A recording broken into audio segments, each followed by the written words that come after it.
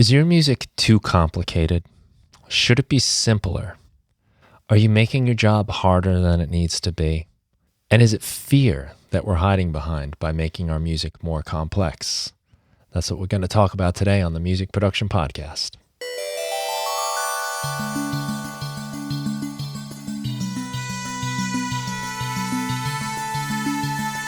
Today, we have so much power at our hands. We can do infinite tracks. We have every sound imaginable. We can download new presets. We can get instruments all over the place. It's unending, and it's really tempting to try to add all of that stuff into our music, to just keep layering stuff in. But maybe we're doing a little too much. Maybe we're overcomplicating our music, and our initial idea, the thing we're trying to express through our music, is getting lost in this sea of sound, ear candy, and all kinds of madness that we want to add in. When we first start learning an instrument, it's very common to be really impressed by people that are virtuosos, that can play real fast, that can do lots of notes, really cool riffs, crazy fills. All of this stuff excites us because we're new to the instrument and we're impressed by the technicality it takes. So often when we first start playing, we overcomplicate things, we overplay. We put too many notes in. We never stop playing on the duration of a song. You're playing in a band, and the entire time you're doing something. Maybe this isn't always the best thing for the song. And then as you mature, you start to appreciate what the players don't do. And Miles Davis said, it's not the notes you play, it's the notes you don't play. It's in the space that makes the notes that you play more impactful. If you're just doing notes and fills and things crazy the whole time, you don't notice it. You get used to it, actually, and there's no more impact. But when you leave some space, then when you come back in, it has much more of an effect. For example, as a guitar player, to strum away at the chords full blast is fine for a little while, but you have to move out of the way, and you have to let the singer come in. You have to have the space in your tracks for the other instruments to play. And a more mature player will very often play much less than a beginner player because they know that they're serving the song and they're there to support the main idea, the big picture. And that's something I think we tend to do as music producers. We keep adding things and we sort of get lost in the details and forget what the main idea is. And a lot of those details distract listeners from what we're trying to do. The more things you add to a production, the less a listener is going to notice. It's kind of like if you're in a crowd of people. Imagine your song is a bunch of people. When you have 4, 5, 6 people, you can really talk to each one of them. You can pay attention to their hairstyle, what they look like, their attitudes, how they're feeling. You can really get into the details of those 5 or 6 people. When you're in a room with 40, 50 people, then we start to lose track of the details. You start to see, rather than individuals, you just see one big crowd. You don't hear the little details and how a person's feeling, and you might miss the main point of what's going on because you're so caught up in all of the other things happening. When we have fewer sounds, we can notice the textures, we can notice the melodies, we can understand how things are interacting. When there's 40, 50, 60 sounds in our songs, then we just kind of hear a giant wall of sound and we lose track of things. And sometimes those sounds are distracting from what's the main focal point of our song. Most of us can really only focus on a couple different things at a time when we're listening to music. The rhythm, maybe the bass, maybe some sort of higher frequency instrument, and then some sort of lead. There's not a lot more we can pay attention to. So it's kind of good to think about just having a few main elements in your song. Now, you might have multiple tracks that make up that element. For example, with a lead vocal, you might have a few different tracks layered together to produce that vocal. But even in that case, the more voices you layer on top of the lead vocal, the less you hear the intricacies of the voice. You stop hearing the cracks in the voice because the other voices kind of cover that up. You don't hear as much texture in the sound because, again, everything kind of blurs together and smooths it out a bit. If drums and percussion are going wild, there's so much rhythm there that if you start layering in other things with tons of rhythm, again, you start to lose the big picture.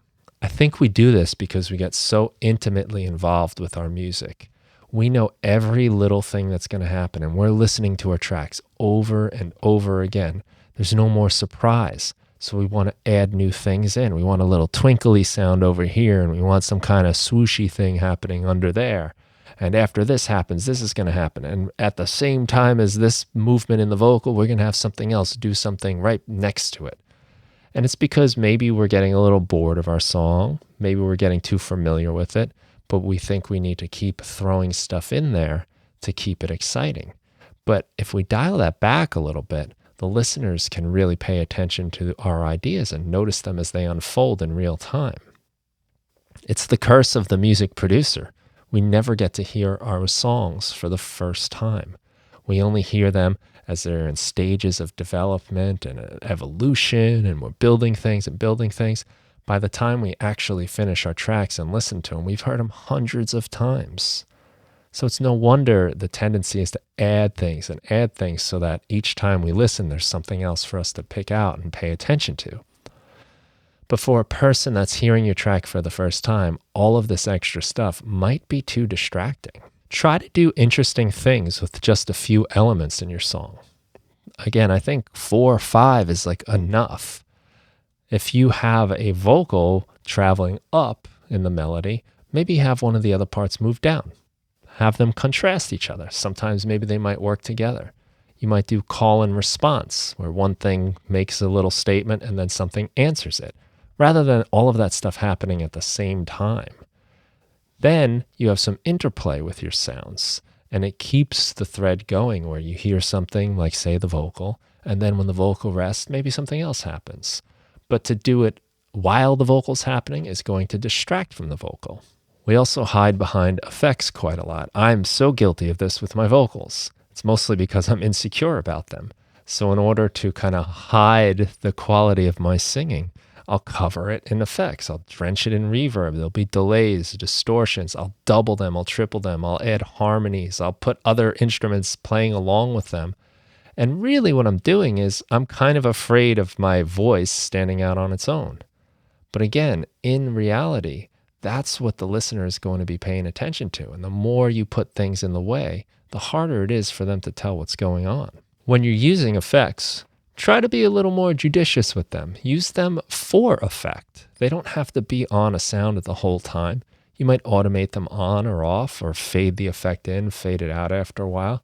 Or you might even just use it at certain key moments to emphasize what's going on in your track. If you do it that way, then the effects in your music aren't just this steady thing that after a while you begin to forget about. Suddenly there are these things that pop up once in a while. There's a vocal going on, and then certain words have a delay on them, and that word gets emphasized, and that catches the ear, compared to if the entire vocal line has delay the entire time. After a while, you stop hearing the effect. A good trick when you're using effects so that you don't overdo it is to turn the effect up until you really notice it, and then dial it back a little bit. Kind of get it to where you think it should be, and then turn it down just a little bit. Because again, remember, you're so familiar with the song, you're so familiar with the track and what's going to happen, that you might be looking for something exciting to keep you going, to keep your enthusiasm up, and that is an effect. For someone that's listening for the first time, they might not need that.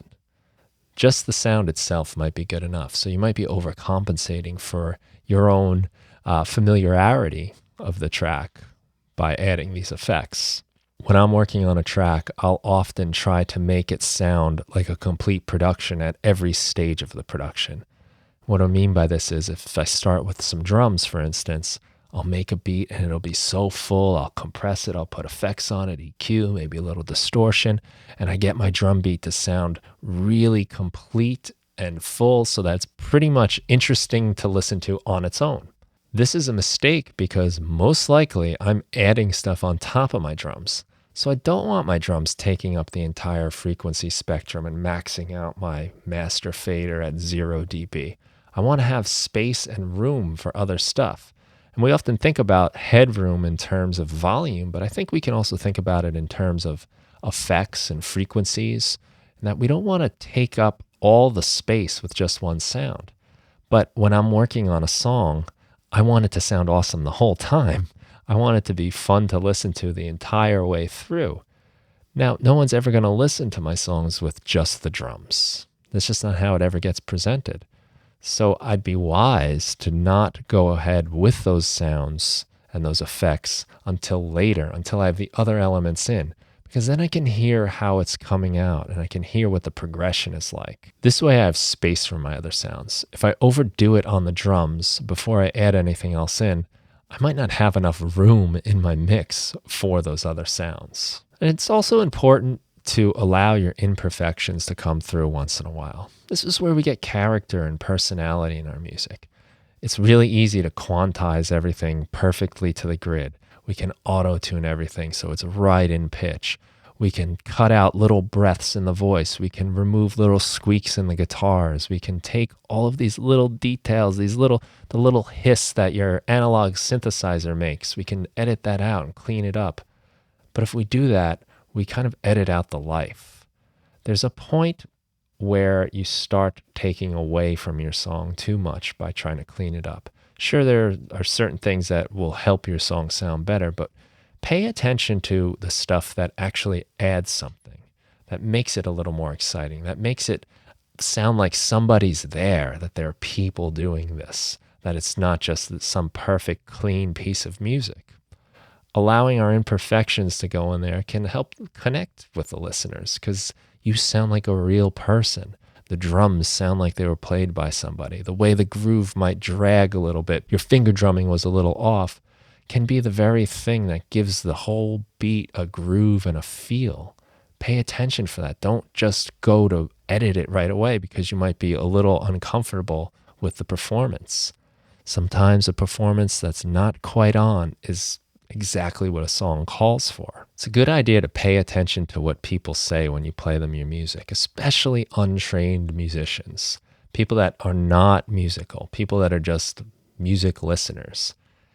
What are their general comments? They're not going to say things like, you need to compress the drums more, or you need to cut out the low end on that guitar there. Those comments will never occur to them. What they will say are things like, I can't hear what the vocals are saying. That might be a clue that you've done too much to distract from the main part of the song, which often is the vocals. That might mean there are too many effects on the vocals. That might mean there's too many other sounds in the way that are interfering with the vocals. These types of comments, especially from untrained people, will usually focus on the big picture stuff because that's what they're listening for.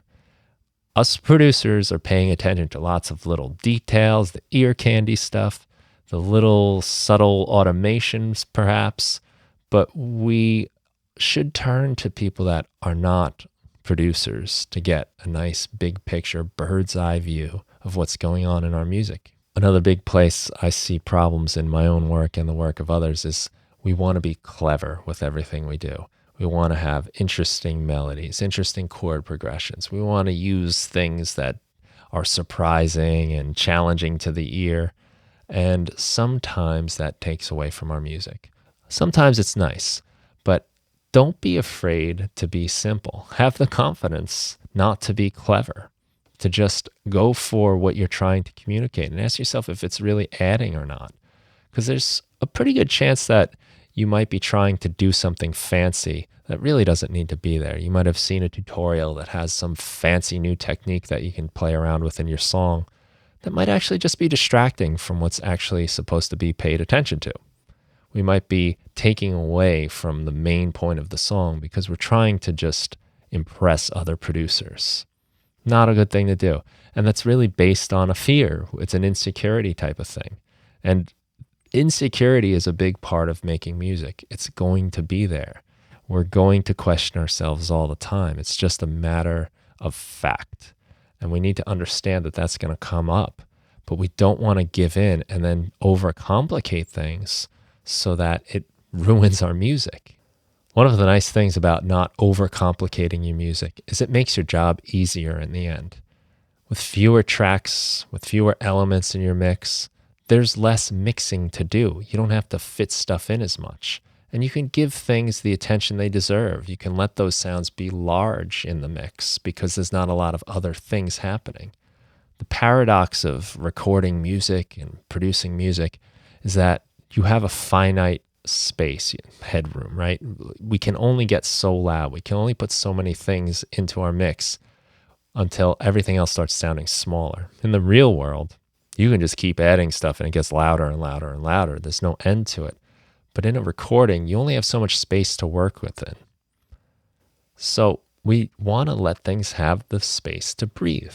And that might mean having less going on. Try on one of your tracks to do more with less. See how little you can get away with to have a full sounding song. And sometimes this might mean after you've produced a track to start turning things off, start taking things out of the mix. What does it sound like if there's just drums and bass or just the keyboard at this one part? It might actually have a lot of drama in that because things drop out. Now you have an emptiness that will ultimately get filled, and that will be exciting for the listener for when that comes back in.